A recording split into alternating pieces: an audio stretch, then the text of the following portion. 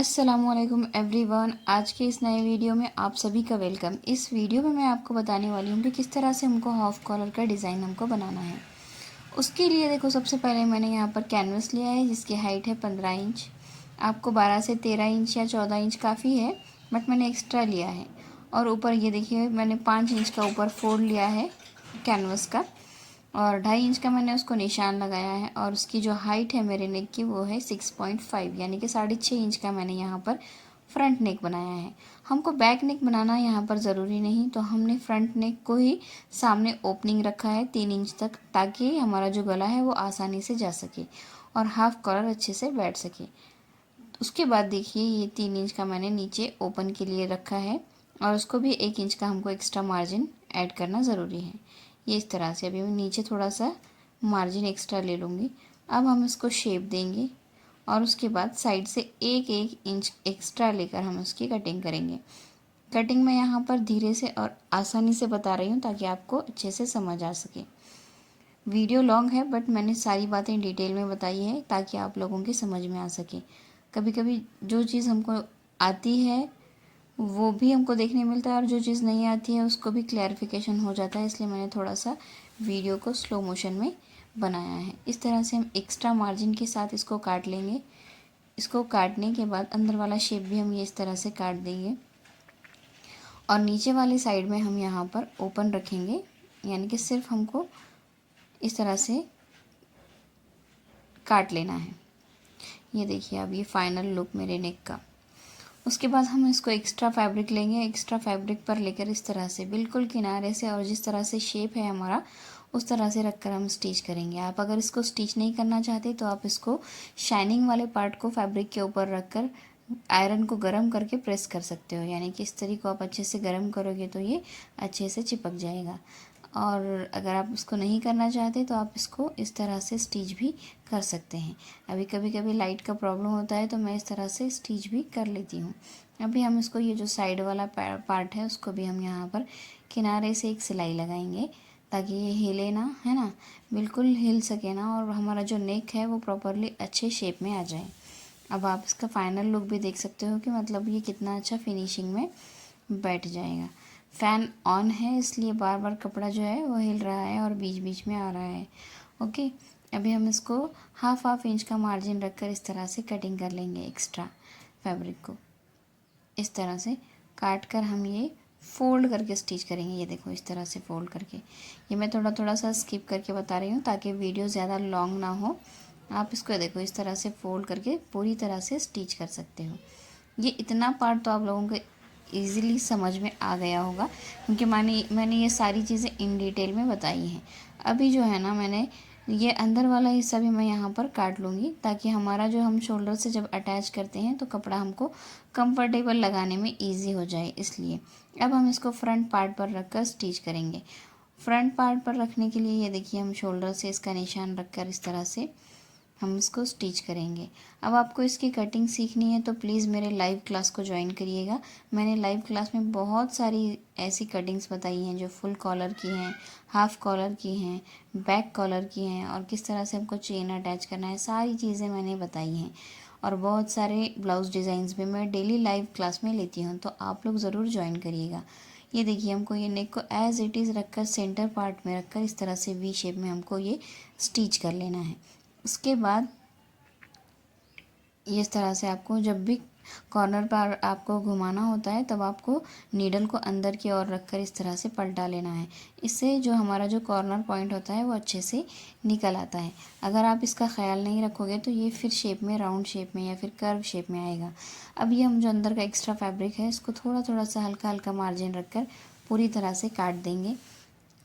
और ये जो हमने वी शेप में सिलाई लगाई है उसको भी बस अंदर से एक कैंची लगा देंगे, और इसको अच्छे से पलटा कर, कॉर्नर्स को भी अच्छे से पलटा कर हम इस पर प्रेस टिप लगाएंगे, ताकि जो हमारा गला है वो अच्छे से रेडी हो पाए।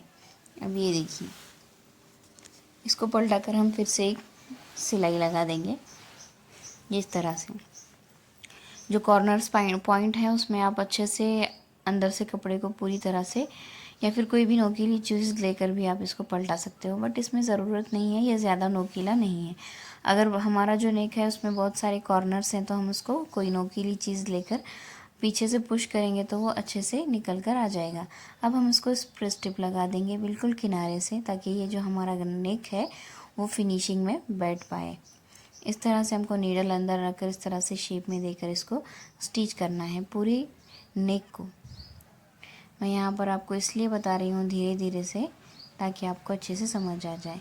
जो नीचे वाले पार्ट में ना हम सिलाई लगाने से पहले कपड़े को हल्के हल्के हाथ से अच्छे से साफ कर लेना सबसे ज़्यादा ज़रूरी है। ये इस तरह से, ताकि आपका जो नेक है वो परफेक्टली बैठ जाए। ये इस तरह से आपको पूरी नेक की फिनिशिंग कर लेनी है। उसके बाद हम यहाँ पर दूसरा काम ये करेंगे कि हमको जो ये ओपन साइड है जहाँ पर हमने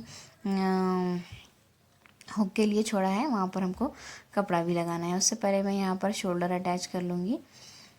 शोल्डर अटैच करने के बाद देखिए पीछे का गला हमको बिल्कुल भी नहीं छाटना है, बस 1 इंच तक हमको उसको कर्व गोल शेप में शेप दे देना है, कटिंग कर लेना है, ताकि थोड़ा जो कॉलर है ना ज़्यादा गर्दन पर ना चिपके। इसके लिए थोड़ा सा आपको 1 इंच तक नीचे उतरना है। अब इसको ओपन करने के बाद ये जो हमने ओपन साइड रखा है जो हुक लगाने के लिए हुक एरिया में, ये देखिए ये जो है ये पैंट का कपड़ा है। मैं इसको इस तरह से डबल फोल्ड करके वहाँ पर रख कर स्टिच करूँगी, ताकि वो जो हमारा हुक पट्टी है वहाँ पर ओपन नज़र ना आए।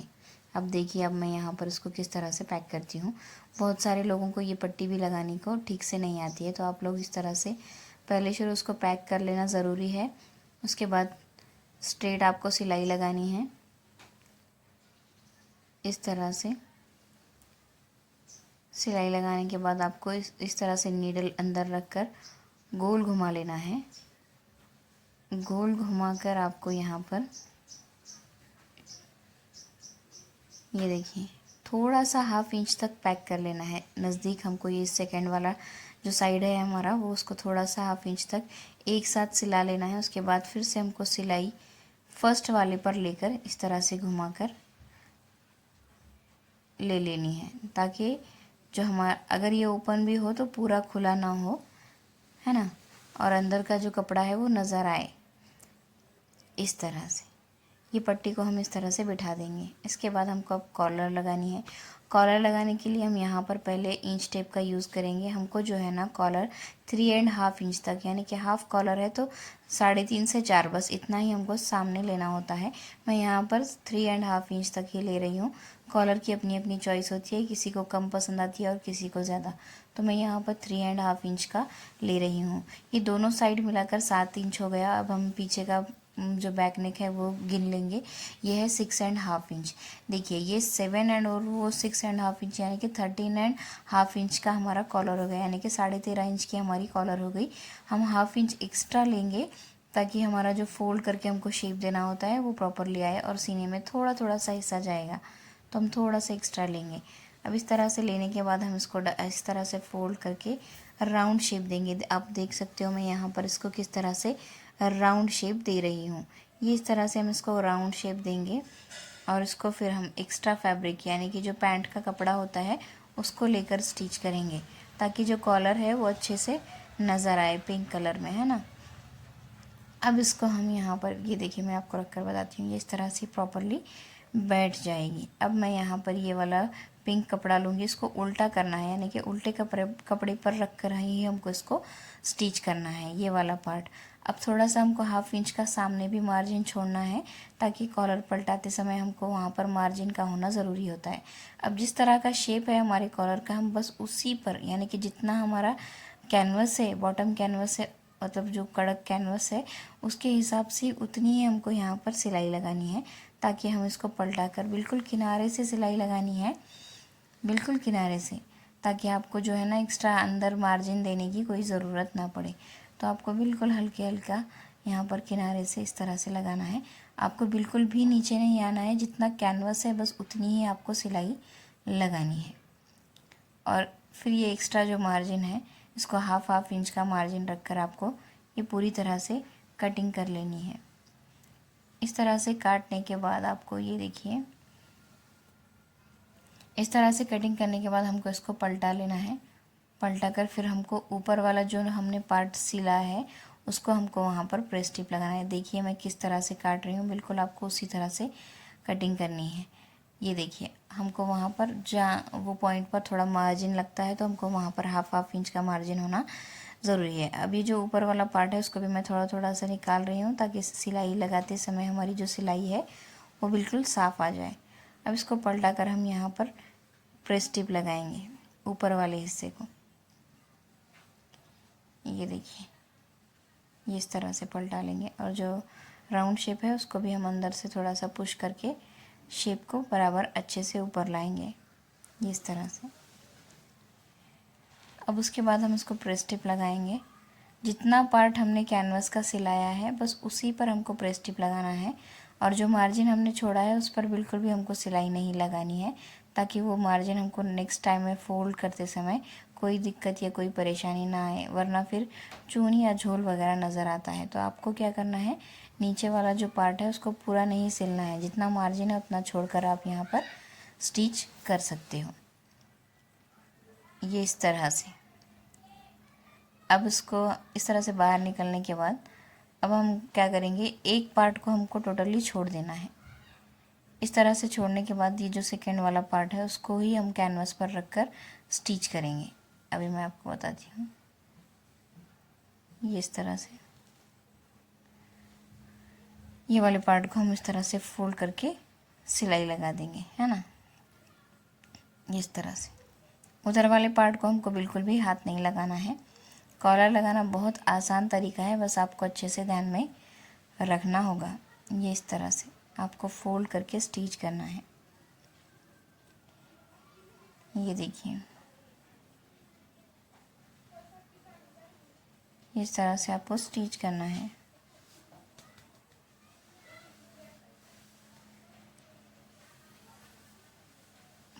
पूरा नीचे तक हम बिल्कुल हल्का हल्का इस तरह से यहाँ पर भी आपको फोल्ड करके स्टिच करना है।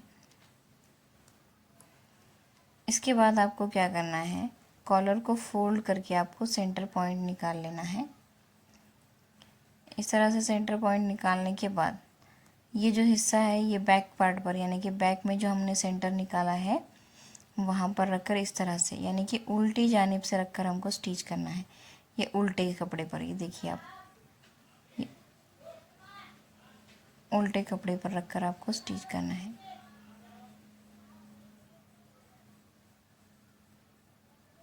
और ये जो हमने एक्स्ट्रा कपड़ा छोड़ा था वो दूसरे वाले पार्ट का, उसी पर रखकर हमको सिलाई लगाना है।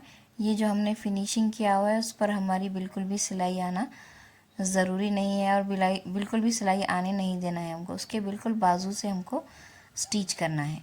और हमने टिक आउट किया है कि हमारे कॉलर का साइज़ कितना है, तो हमको कोई दिक्कत नहीं आएगा कॉलर लगाते समय। ये देखिए, और ये जो एक्स्ट्रा फैब्रिक है इसको थोड़ा सा हम फोल्ड करके स्टिच करेंगे।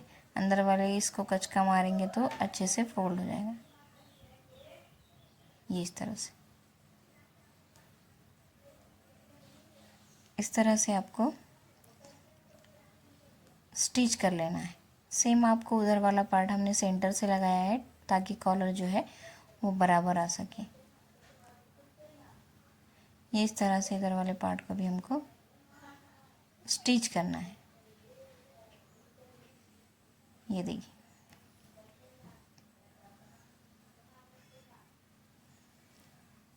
अभी हमको सेंटर तक इसको सिला देना है। इसको सिलने के बाद हमको ये देखिए, हमने जो फोल्ड करके मारा है उस पर बिल्कुल भी सिलाई नहीं आनी है, आपको ये बात अच्छे से ध्यान में रखनी होगी।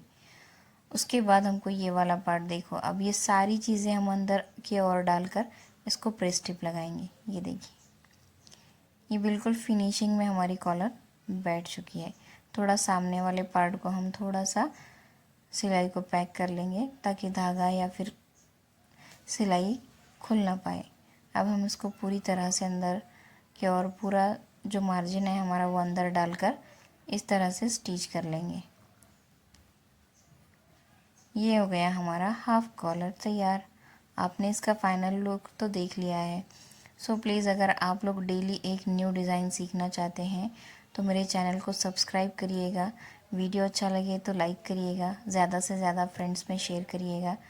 और हाँ, मेरी लाइव क्लास को ज़रूर ज्वाइन करिएगा, क्योंकि मैं वहाँ पर डेली आपको एक न्यू वीडियोस के साथ आपके साथ जुड़ी रहूँगी और नया डिज़ाइन आपको सीखने मिलेगा। तो मिलते हैं नेक्स्ट वीडियो में, तब तक के लिए सभी को अल्लाह हाफिज़, बाय, टेक केयर। ये देखिए हमारा फाइनल लुक। Thank you.